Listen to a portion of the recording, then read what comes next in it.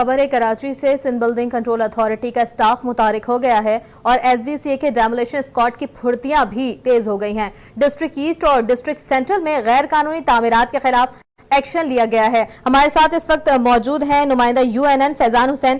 फैजान, क्या कहेंगे, एसबीसीए मुतारिक हो गई है, अच्छी खबर है ये?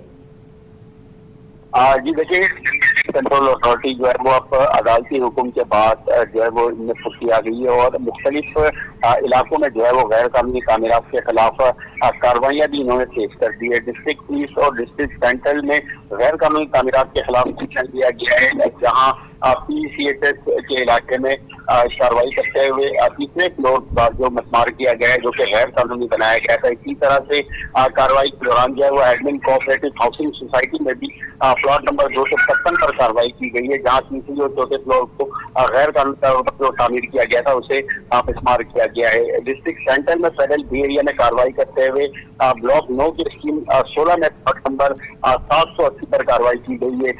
हुकाम एसबीसीए का ये कहना है कि अदालती हुक्म के बाद जो है वो कार्रवाई तेज की गई है और तमाम गैर कानूनी तामीरात के खिलाफ इसी तरह से कार्रवाइयाँ जो है वो जारी रहेगी। गैर कानूनी तामीरात के खिलाफ एक्शन लिया जा रहा है। डिस्ट्रिक्ट ईस्ट और वेस्ट में भी कार्रवाइयां की जा रही हैं। ये अच्छा इकदाम है एसबीसीए के तरफ से, जो डेमोलिशन स्क्वाड की फुर्तियां इस वक्त तेज हो चुकी हैं। शुक्रिया फैजान हुसैन, आप हमें तफसीलात से आगाह कर रहे थे। News studio